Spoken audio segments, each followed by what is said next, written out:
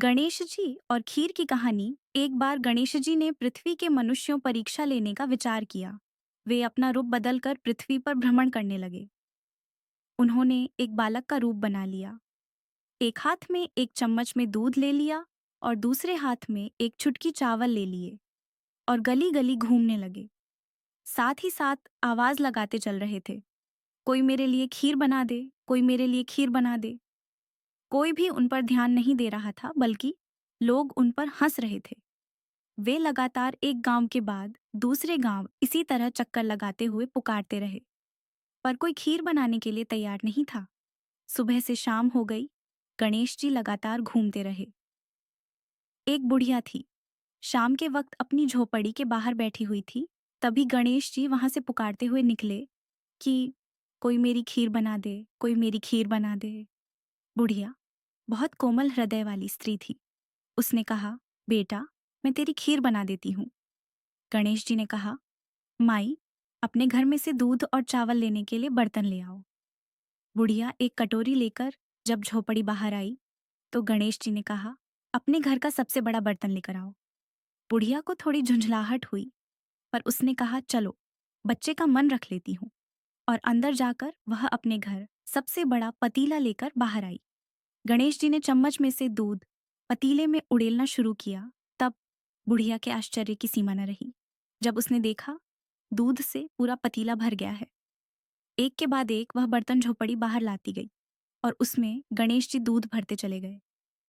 इस तरह से घर के सारे बर्तन दूध से लबालब भर गए। गणेश भगवान ने बुढ़िया से कहा, मैं स्नान करके आता हूं, तब तक तुम खीर बना लो, मैं वापस आकर खाऊंगा। बुढ़िया ने पूछा, मैं इतनी सारी खीर का क्या करूंगी? इस पर गणपति जी बोले, सारे गांव को दावत दे दो। बुढ़िया ने बड़े प्यार से मन लगाकर खीर बनाई।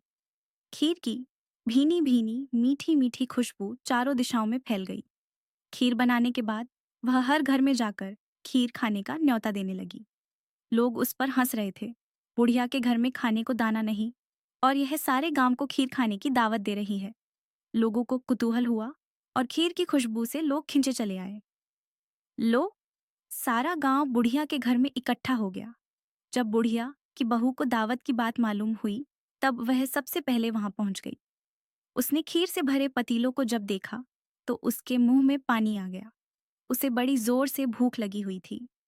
उसने एक कटोरी में खीर निकाली और दरवाजे के पीछे बैठकर खाने की तैयारी करने लगी।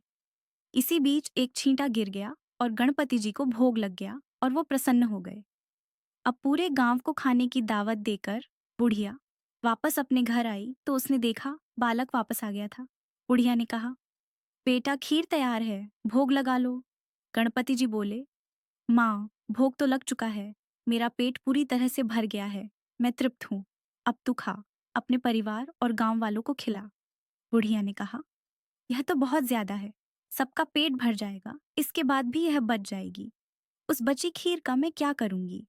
इस पर गणेश जी बोले, उस बची खीर को रात में अपने घर के चारों कोनों में रख देना। और बुढ़िया ने ऐसा ही किया। जब सारा गांव जी भरकर खा चुका, तब भी ढेर सारी खीर बच गई। उसने उसके पात्रों को अपने घर के चारों तरफ रख दिया। सुबह उठकर उसने क्या देखा? पतीलों में खीर के स्थान पर हीरे, जवाहरात और मोती भर गए हैं। वह बहुत खुश हूं। उसकी सारी दरिद्रता दूर हो गई और वह आराम से रहने लगी। उसने गणपति जी का एक भव्य मंदिर बनवाया और साथ में एक बड़ा सा तालाब भी खुदवाया। इस तरह उसका नाम दूर दूर तक प्रसिद्ध हो गया। उस जगह वार्षिक मेले लगने लगे। लोग गणेश जी की कृपा प्राप्त करने के लिए उस स्थान पर पूजा करने और मान्यताएं मानने के लिए आने लगे। गणेश जी सबकी मनोकामनाएं पूरी करने लगे।